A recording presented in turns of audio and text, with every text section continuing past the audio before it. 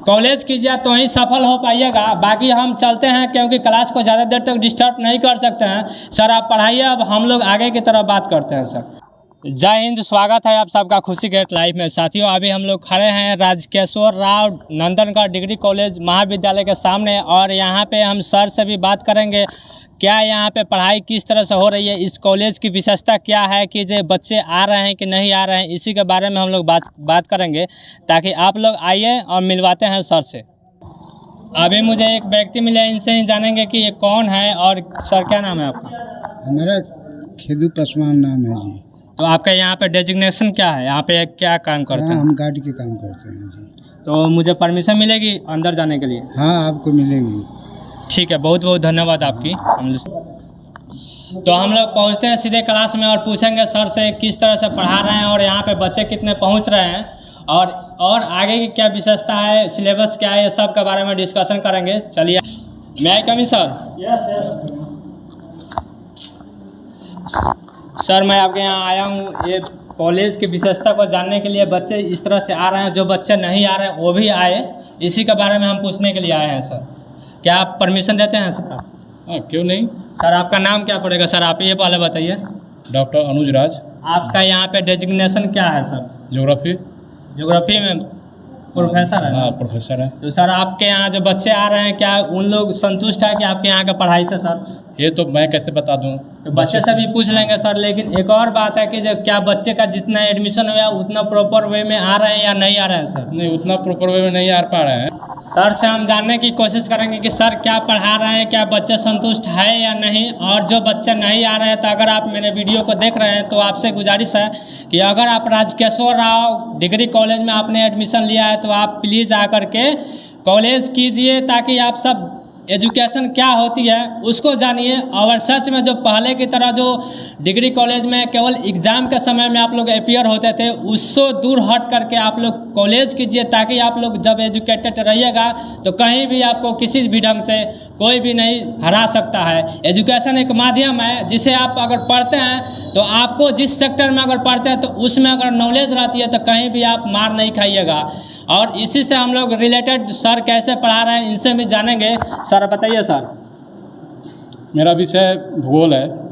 भूगोल हम सिलेबस से भी पढ़ा रहे हैं और जीरो लेवल से भी पढ़ा देते हैं कि बच्चों को सारी जानकारियाँ प्राप्त हो सके। हो सकता है कोई बच्चा ऐसा हो कि जो अक्षांश देशांतर ये सब नहीं जानते हैं। जीरो लेवल हुआ, जो 6 क्लास 7 क्लास में हम लोग पढ़ते हैं, वो बहुत सारे बच्चों को जानकारियाँ नहीं हैं। अक्षांश रेखा किसे कहते हैं, देशांतर रेखा किसे कहते हैं, कर्क रेखा किसे कहते हैं, ये सब किसी को भी पता नहीं है। अभी जो हम प्रेजेंट में क्लास ले रहे हैं इसमें किसी को लगभग कुछ को आता है, लेकिन कुछ को नहीं आ पाता। उसको हम क्लियर करने की कोशिश में हैं। और जो BA पार्ट 1 फर्स्ट सेमेस्टर का सिलेबस है उसको भी हम पूरा कर रहे हैं। दोनों साथ साथ लेकर के चल रहे हैं। लेकिन सर एक क्लास कब से चल रही है सर? ये क्लास 6 अगस्त से चल रही है सर। जी सर। हाँ। कौन कौन से सब्जेक्ट की पढ़ाई होती है यहाँ पे सर? लगभग सभी सब्जेक्ट। लगभग यानी आप लोग सोच रहे थे कि पहले के जो जैसे गवर्नमेंट के जो शिक्षा मंत्री है फिलहाल बिहार के, उन्होंने के पाठक सर जब ऐलान किया था कि नहीं बच्चों को क्लास जाना ही होगा, 75% अटेंडेंस देना होगा, तो आप लोग सोच रही होइएगा कि कॉलेज तो जाएंगे लेकिन पढ़ाई नहीं होगा। लेकिन ग्राउंड लेवल पे हम लोग पहुँचे हैं, यहाँ पे पढ़ाई भी हो रही है, बच्चे भी आए हैं, लड़का लड़की सब कुछ आए हैं। जो भी है जो जान रहे हैं कि एजुकेशन के महत्व क्या होती है वो कॉलेज ज़रूर आ रहे हैं। आप लोग से भी विनती है कि जब आप लोग कॉलेज आइए और पढ़िए सर से, और सर से भी जानते हैं कि जो और कौन कौन सी सब्जेक्ट यहाँ पे जो सर है अगर मिलवा सकते हैं तो आप मिलवाइए। और यहाँ पे देखिए ग्लोब रखा हुआ है, और सर इसे ऑपरेट करके भी दिखाएंगे कि कैसे इसको देखा जाता है और इन लोगों को क्या क्या सीखा है अभी। सर थोड़ा सर इसके बारे में हमें बताइए। देखिए ये ग्लोब है, जो मैप हमने ये बताया हमने बोर्ड पे, वही सारे चीज़ इसमें दिए हुए हैं। इस चीज़ को हमने बोर्ड पर बता दिया खोल कर कि ये क्या क्या है। जैसे इसमें दिया हुआ है नॉर्थ पोल दिखाए हैं ऊपर में, उत्तरी गोलार्ध नॉर्थ पोल जिसको बोलते हैं उत्तरी, सेंटर में मिलेगा। तो उत्तरी गोलार्ध यहाँ पे है, ये जो यहाँ कील लगा हुआ है ठीक है, और दक्षिणी गोलार्ध नीचे हो जाता है, दक्षिण में, जिसका पैर बोलते हैं इसको, ठीक है ना, पैर साइड में इधर हो जाता है। फिर हमने उसमें दिखाया कि विषुवत रेखा 0 डिग्री, तब विषुवत रेखा आपका यहाँ पे मिलेगा, बीचों बीच पृथ्वी के 2 बराबर भागों में बांटती है।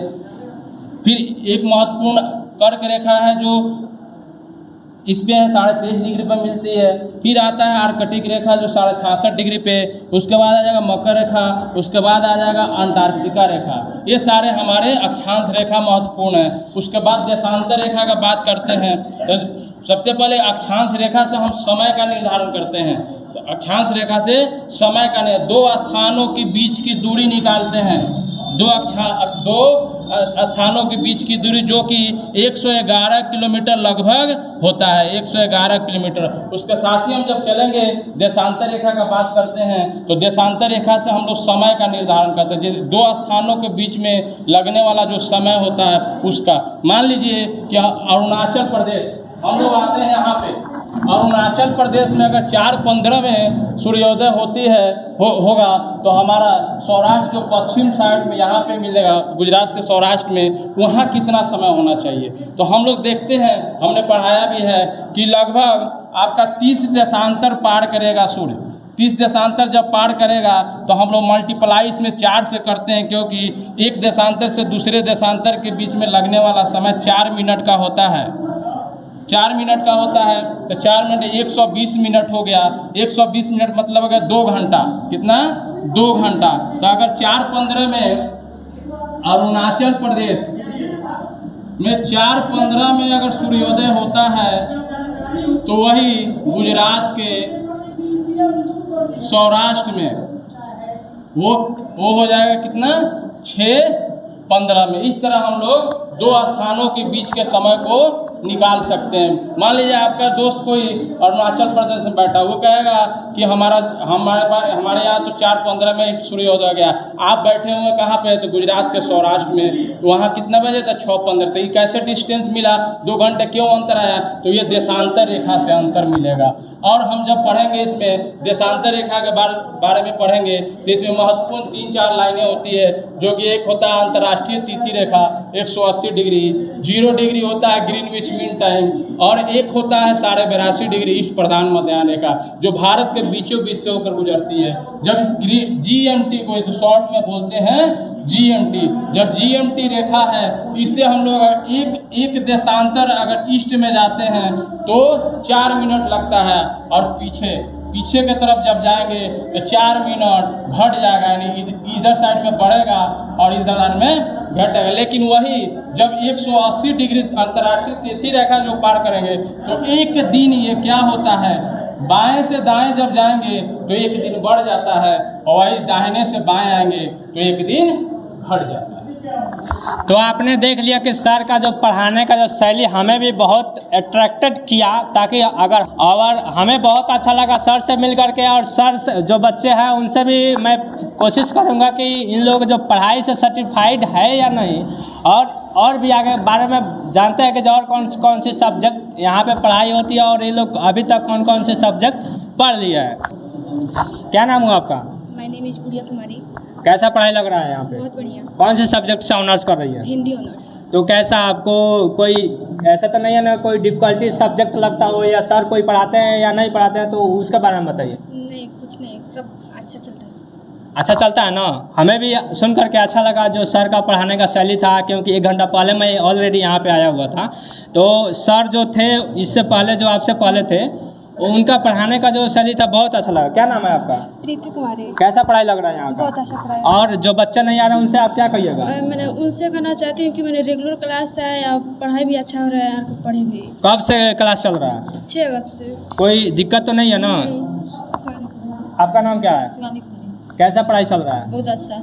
तो सुन लिए, लगभग हर किसी का भी, और भी मैं बच्चों से पूछना चाहूँगा कि कैसे पढ़ाई चल रहा है, कैसा पढ़ाई लग रहा है आपको? बहुत अच्छा। कोई दिक्कत तो नहीं ना? सर का समझाने का शैली में कोई ऐसा तो नहीं है ना कि समझ में नहीं आती हो, या फिर अभी बोल देते हाँ कैमरा के सामने बोलना है तो हाँ बोल दिए, पता चला समझ में नहीं। अच्छा पढ़ाते हैं ना? बहुत अच्छा लगा। क्या नाम है आपका? सोनाली कुमारी। कैसा पढ़ाई लग रहा है? अच्छा। कौन से सब्जेक्ट का अभी क्लास चल रहा है? ज्योग्राफी। ज्योग्राफी। इससे पहले कौन से सब्जेक्ट चल रहा था? हिस्ट्री। हिस्ट्री में क्या क्या पढ़ी लोग? हिस्ट्री में पढ़े हैं लोग लिपि के बारे में। अच्छा, बहुत अच्छा लगा हमें। क्या नाम है आपका? कुसुम कुमारी। कैसा पढ़ाई चल रहा है? बहुत अच्छा चल रहा है पढ़ाई यहाँ। और जो बच्चे नहीं आ रहे हैं उनके बारे में क्या कहिएगा? हम वही कहेंगे कि वो भी क्लास करने आए, क्योंकि अच्छा पढ़ाई हो रहा है। अच्छा पढ़ेंगे तभी ना पास होंगे। कौन से सब्जेक्ट से ऑनर्स कर रही है? हिंदी ऑनर्स। तो आपने देख लिया कि लगभग हर सब्जेक्ट के बच्चे हैं जो यहाँ पे क्लास करने के लिए आ रहे हैं। और आप लोग भी अगर छुट्टे होइएगा तो पहुँच जाइए, क्योंकि जैसे पहले की तरह था वैसा अब नहीं है। क्या सर? तो आप लोग पढ़िएगा तो ही क्लास। क्या नाम हुआ आपका? राहुल कुमार। कौन कौन से सब्जेक्ट पढ़ लिए हैं? कब से क्लास चल रही है? 6 अगस्त तक लगभग चल रही है। पढ़ाई अच्छा से हो रहा है कि नहीं? बहुत अच्छे से। संतुष्ट है ना? satisfied है। ऐसा नहीं है ना कि कॉलेज आए, बहुतों बार ऐसा होता है कि जो कॉलेज जाने के बाद अगर टीचर पढ़ाई नहीं होता है तो बच्चे उदास हो जाते हैं। पढ़ने वाले बच्चे, ऐसा बच्चे के सब बच्चे के बात मैं नहीं कर रहा हूँ। नहीं, ऐसा बात नहीं है सर, भरपूर समय देते हैं हम लोगों के लिए। ज्योग्राफी, हिंदी, हिस्ट्री, लगभग सब विषयों की पढ़ाई होती है। ये ग्लोब से आप लोगों को समझ में आती है ना? हाँ, बहुत हमें भी बहुत अच्छा लगा सर ने जब पढ़ाया तो उनका शैली जो अच्छा लगा। देखबे के देशांतर रेखा सब बताए, बीचों बीच रेखा, वो कर्क रेखा, वो सब रेखा के बारे में बताए, मकर रेखा कैसे है। और देखिए सब कॉन्सेप्ट के साथ पढ़ा रहे हैं। और उधर भारत का नक्शा भी है।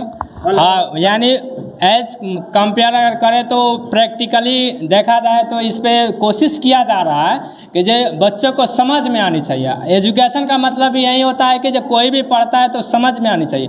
ऐसा नहीं रट्टा रटाए मारे और जा करके एग्जाम में लिख दिया, ऐसा भी नहीं होनी चाहिए। क्योंकि जब रट्टा मार करके जाते हैं तो उस समय क्या होती है कि जब आपके मन में ऐसा रहता है कि जो हम याद किए वही ना पढ़ाएगा। जी जी। लेकिन जब समझ करके जाइएगा तो क्या आप समझ पाइएगा, उसको आसानी से अपने वर्ड में एक्सप्लेन कर सकते हैं। क्या नाम हुआ आपका?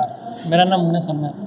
पढ़ाई से सर्टिफाइड है यहाँ पे? जी सर। क्या कहना चाहते हैं कि और जो बच्चे पढ़ने आने चाहते हैं उस वो आए कि नहीं आए? आए जरूर आए, पढ़ाई आए ना? पढ़ाई अच्छा हो रहा है ना? एकदम बढ़िया से। क्या नाम है आपका?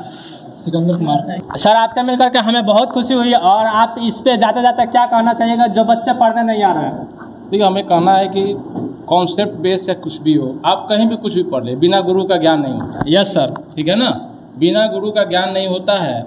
और आप गेस पेपर चाहे इस टाइप का पढ़ के आप सोच रहे हैं कि अच्छा से अच्छा मार्क्स पा ले, तो वो तो केवल गेस पेपर जैसा ही आपका मार्क्स आएगा।